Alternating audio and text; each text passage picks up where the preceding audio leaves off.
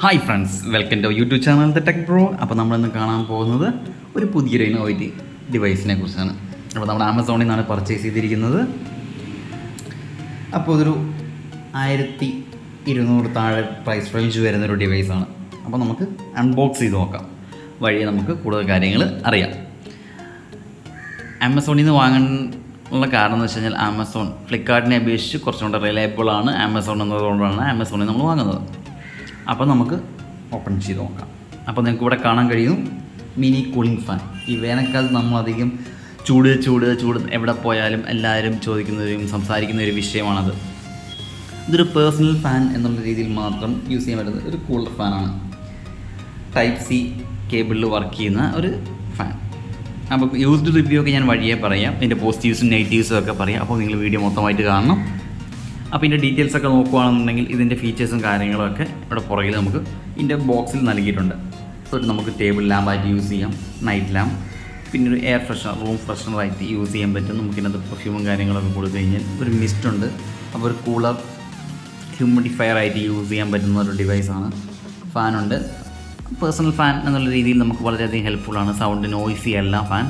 അങ്ങനെയുള്ള കുറേ ഓപ്ഷൻസ് ഫീച്ചേഴ്സും അതിനകത്ത് നൽകിയിട്ടുണ്ട്. അപ്പോൾ നമുക്ക് ബോക്സ് തുറന്നു നോക്കാം. തുറക്കുമ്പോൾ തന്നെ മേളിൽ നമുക്ക് കാണാൻ കഴിയുന്നത് ഒരു കവറിൽ നല്ല സേഫായിട്ട് കവർ ചെയ്ത് വന്നിട്ടുള്ളതാണ്. അപ്പോൾ നമുക്ക് ഹാങ്ങിങ് ടൈ അവിടെ നൽകിയിട്ടുണ്ട്. അപ്പോൾ ആദ്യമേ ഇത് കണ്ടപ്പോൾ എനിക്ക് ടോപ്പ് ഏതാ ബോട്ടം ഏതാണെന്ന് തിരിഞ്ഞില്ല. കൂടാണ്ട് അവിടെ നമുക്കൊരു ഇൻസ്ട്രക്ഷൻസ് തന്നിട്ടുണ്ട്. ഇതിൻ്റെ ജനറൽ സെറ്റിങ്സും കാര്യങ്ങളും എങ്ങനെയൊക്കെയാണ് ഇത് യൂസ് ചെയ്യേണ്ടതെന്നുള്ളതും എന്തൊക്കെയാണെന്ന് ഏതെല്ലാം ഫീച്ചേഴ്സാണെന്നും എത്ര വോൾട്ടേജ് യൂസ് ചെയ്യണമെന്നുള്ള കാര്യങ്ങളൊക്കെ 2 ആമ്പിൻ്റെ താഴെയുള്ള ഔട്ട്പുട്ടുകളാണ് യൂസ് ചെയ്യേണ്ടതെന്നുള്ളതൊക്കെ നൽകിയിട്ടുണ്ട്. ടൈപ്പ് സി ആണ് കേബിൾ തന്നിരിക്കുന്നത് എന്നുള്ള കാര്യങ്ങളൊക്കെ കൊടുത്തിട്ടുണ്ട്. അപ്പോൾ നമുക്ക് ബോക്സൊക്കെ ഒന്ന് മാറ്റി വെച്ചേക്കാം. വേറെ ഡീറ്റെയിൽസ് കാര്യങ്ങളോ വേറെ ഒരു സംഭവങ്ങളോ ഒന്നും നമുക്ക് ഇതിലൂടെ വന്നിട്ടില്ല. അപ്പോൾ ജസ്റ്റ് ഫാൻ എന്ന് പറയുന്നൊരു ലൈറ്റ് വെയ്റ്റ് സാധനമാണ്, പ്ലാസ്റ്റിക്കിൽ ഉണ്ടാക്കിയതാണ്. വലിയ ക്വാളിറ്റി ഒന്നും ഫീൽ ചെയ്യുന്നില്ല എങ്കിൽ കൂടി നമുക്ക് അത്യാവശ്യം ഫിനിഷ് ഉണ്ട് കാര്യത്തിന്. അപ്പോൾ നമുക്ക് ആദ്യം തന്നെ പെർഫ്യൂം ഒഴിക്കാൻ പറ്റിയ ആ ഏരിയയാണ് നമ്മൾ തുറന്നു നോക്കുന്നത്. അത്യാവശ്യം ഒരു ചെറിയൊരു സ്പോഞ്ച് പോലെ അല്ലെങ്കിൽ ഒരു കോട്ടൺ പോലത്തെ ഒരു മെറ്റീരിയലാണ് അവിടെ ഉണ്ടായിരുന്നത്. അതിൽ നമുക്ക് പെർഫ്യൂമോ അല്ലെങ്കിൽ സ്പ്രേയോ അങ്ങനെ എന്തെങ്കിലും കാര്യങ്ങൾ നമുക്ക് ഒഴിച്ചോടെ വെച്ച് കഴിഞ്ഞാൽ ഫാൻ ഓണാക്കുന്ന സമയത്ത് റൂം മുഴുവൻ ഒരു ഫ്രഷ് സ്മെല്ലും ഉണ്ടാകും. ആ ഫ്രഷ് സ്മെല്ലിന് വേണ്ടിയിട്ട് ആണ് ആ ഓപ്ഷൻ നൽകിയിരിക്കുന്നത്. പിന്നെ കാണുന്നത് വാട്ടർ ഫില്ല് ചെയ്യേണ്ട ഒരു ഏരിയയാണ്, അതിൻ്റെ കവറുമാണ് നൽകിയിരിക്കുന്നത്. അത്യാവശ്യം ലൂസാണ്, വലിയ ടൈറ്റൊന്നുമില്ല. അപ്പോൾ നമുക്ക് സൂക്ഷിച്ച് ഹാൻഡിൽ ചെയ്യേണ്ട ഒരു സാധനം. പിന്നെ നമുക്ക് നോക്കേണ്ടത് ആ കേബിളാണ്. കേബിൾ നൽകിയിരിക്കുന്ന ടൈപ്പ് സി കേബിൾ എന്ന് പറയുന്നത് ചെറിയൊരു ലെങ്ത്, ഒരു 30 സെൻറ്റിമീറ്ററിനോളം വലിപ്പം ഉള്ളൂ എന്ന് തോന്നുന്നു.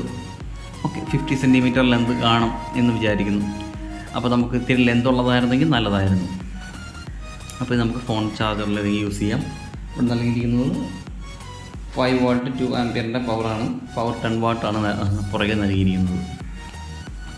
പിന്നെ ഈ ഫാൻ എന്നുള്ളത് നമുക്ക് എങ്ങോട്ട് വേണമെങ്കിൽ അങ്ങോട്ടും ഇങ്ങോട്ടും ടിൽറ്റ് ചെയ്യാനൊക്കെ ഉള്ള ഓപ്ഷൻസ് ഉണ്ട്.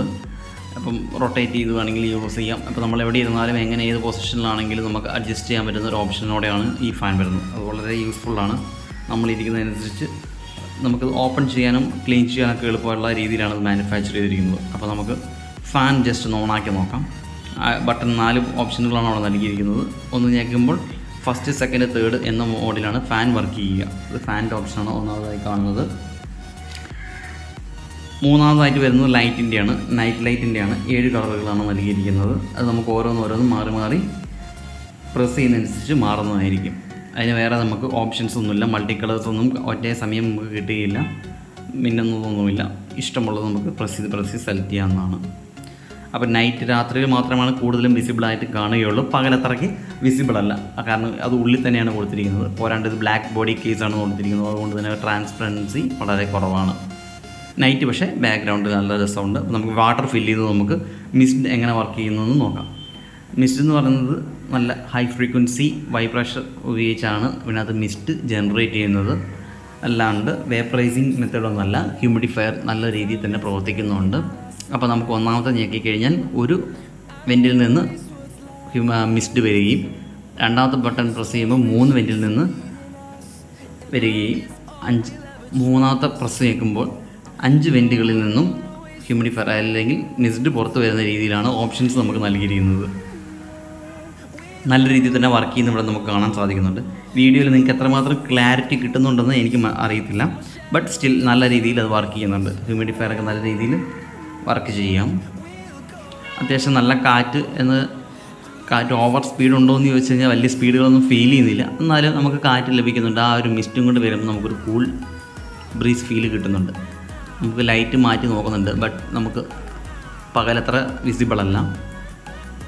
നൈറ്റുള്ള ഒരു വിഷ്വൽ ഞാനിതിൽ ആഡ് ചെയ്യുന്നതായിരിക്കും. കൂടാണ്ട് ഇതിൻ്റെ യൂസ്ഡ് റിവ്യൂ എന്ന രീതിയിൽ ഇത് ഏകദേശം ഒരു 2 ആഴ്ചയോളം ഞാൻ യൂസ് ചെയ്തതിൽ നിന്ന് ഇതൊരു ലൈറ്റ് വെയ്റ്റ് ആയിട്ടുള്ളൊരു ഡിവൈസാണ്.